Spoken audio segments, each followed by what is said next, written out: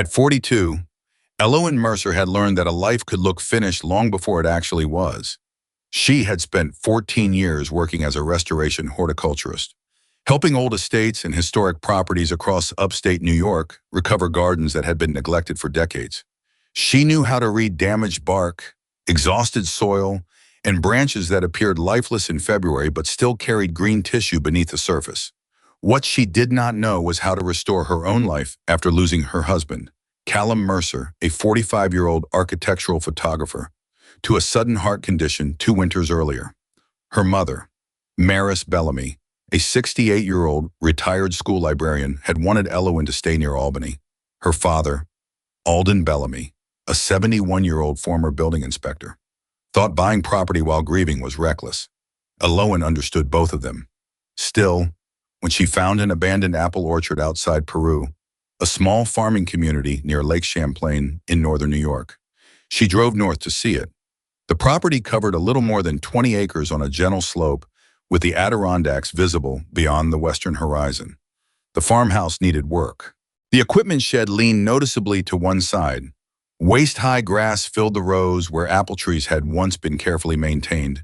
Many trunks were split, hollow, or wrapped in dead vines. From the road, the orchard looked gray even beneath the pale April sun. The asking price was low because no commercial grower wanted it. The trees were old. The irrigation system had failed years earlier, and restoring the land would cost more than clearing it. Elowen walked the rows for nearly 3 hours before making an offer. At the closing, she used most of the savings she and Callum had once planned to spend renovating their own home. 2 weeks later, while she was unloading pruning tools from her truck, her nearest neighbor stopped beside the road. Merritt Sloan was 63 and had spent most of his adult life managing a commercial apple operation several miles north. He studied the trees with the expression of a mechanic looking at an engine that had already thrown a rod. "You know what you bought?" he asked. Elowen smiled. "An orchard." Merritt shook his head. "You bought 20 acres of firewood." He was not cruel. That made the words sting more. Elowen began with the farmhouse because she needed somewhere dry to sleep. During the day she worked in the orchard. She removed vines, cut away broken limbs, cleared drainage channels, and marked trunks according to condition. At night, she sat at the kitchen table with maps, invoices, and a notebook filled with calculations. The numbers were worse every time she checked them. A commercial arborist estimated that nearly 3/4 of the trees were beyond economical restoration. Replanting the orchard with modern varieties would require years before meaningful production. New fencing, drainage repairs, equipment, and pest management would consume what remained of her savings. Her younger brother, Tavish Bellamy, a 39-year-old heating contractor in Saratoga Springs, drove up one Saturday to help repair the farmhouse boiler. He stood at the back door afterward, looking over the orchard. "I'm not telling you to quit," he said. "I'm asking whether you know what winning looks like here." Elowen did not have an answer. She had not bought the property because she expected an easy profit.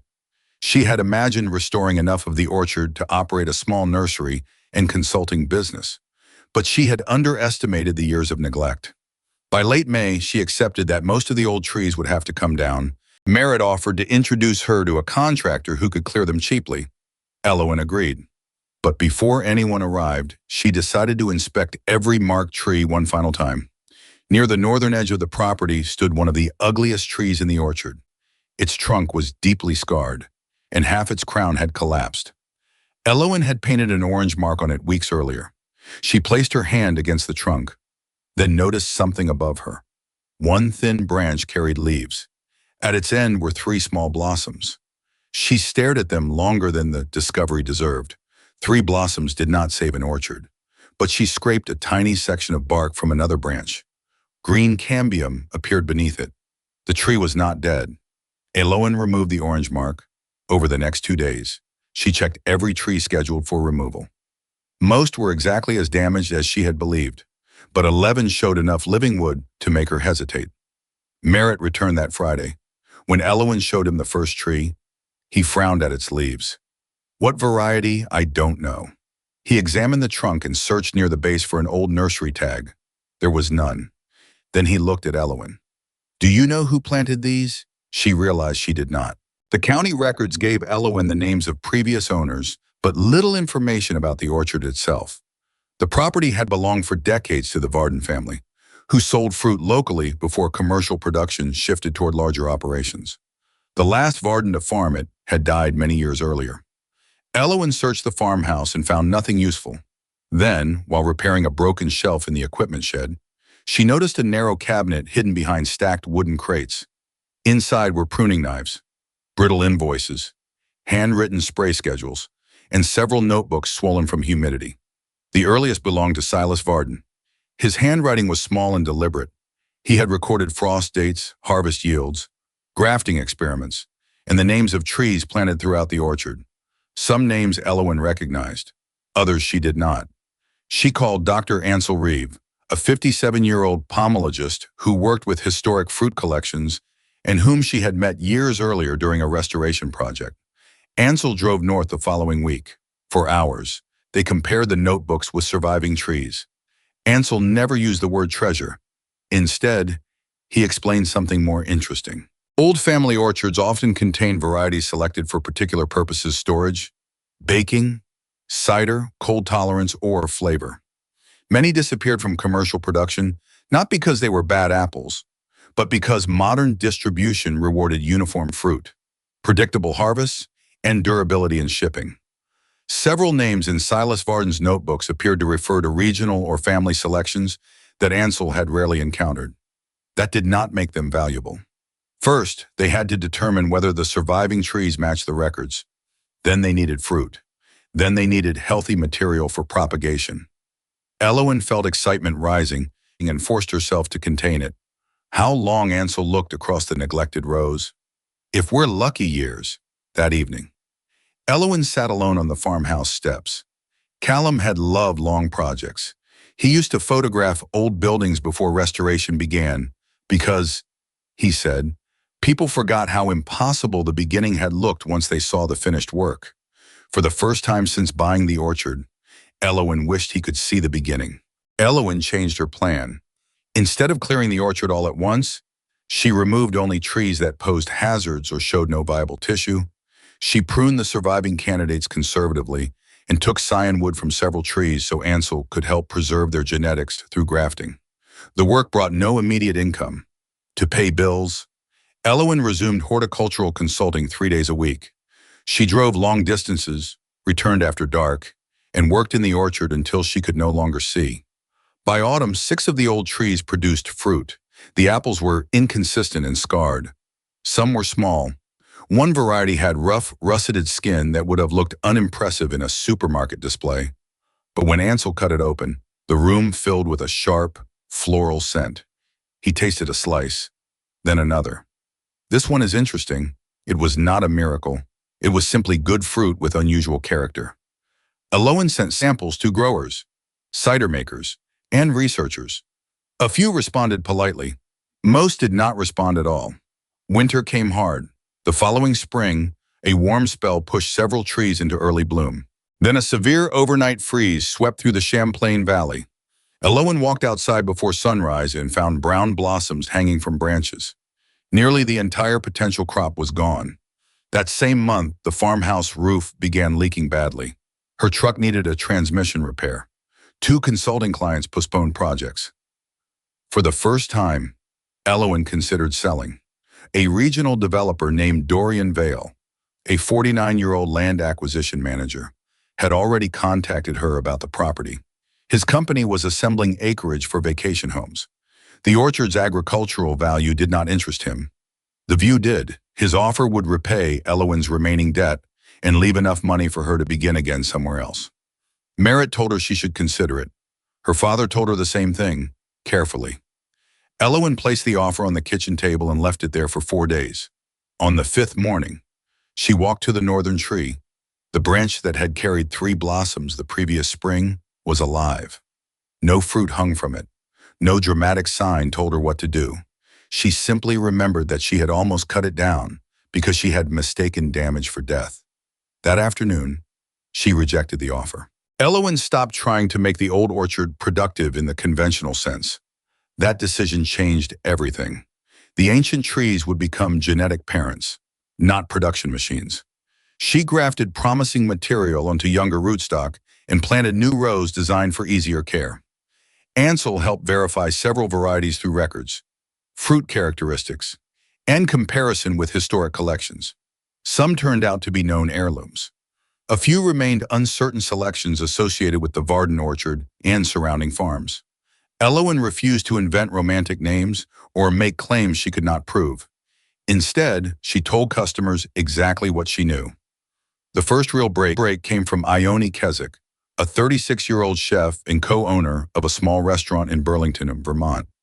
Ione had heard about Elowen through a grower.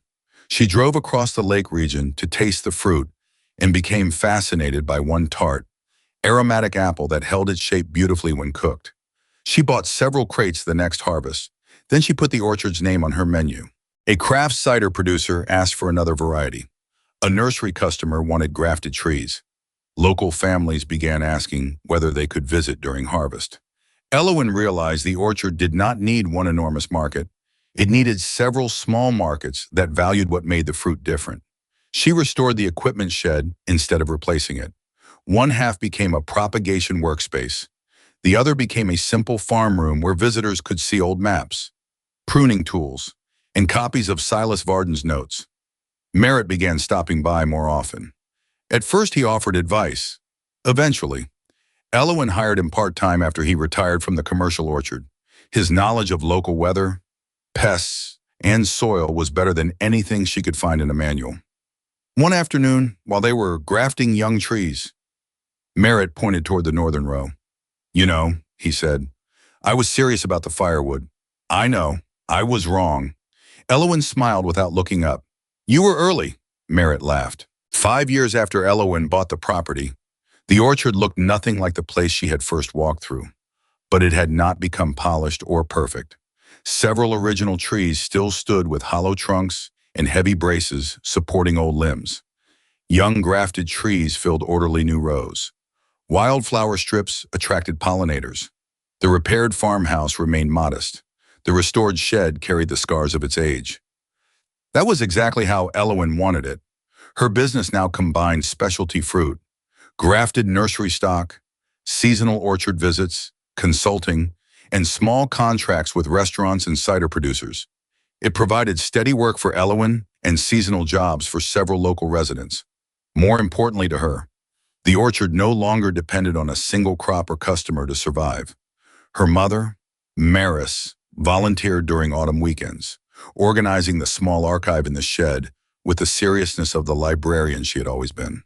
Alden repaired gates whenever he visited and pretended not to be proud when customers complimented them. Tavish replaced the old farmhouse heating system and refused to send his sister an invoice. Elowen never became famous. No investor arrived with a suitcase of money. No forgotten apple suddenly sold for an absurd price. What changed her life was slower than that. She learned that value could disappear from public view without disappearing from the thing itself. The old varieties had been overlooked because the market around them had changed. The orchard had been abandoned because restoring it did not fit the economics of large-scale fruit production. Elowen succeeded only after she stopped asking the property to become the kind of orchard everyone else expected. One October afternoon, Ione hosted a harvest dinner at the farm. Long tables stood beneath strings of warm lights near the restored shed.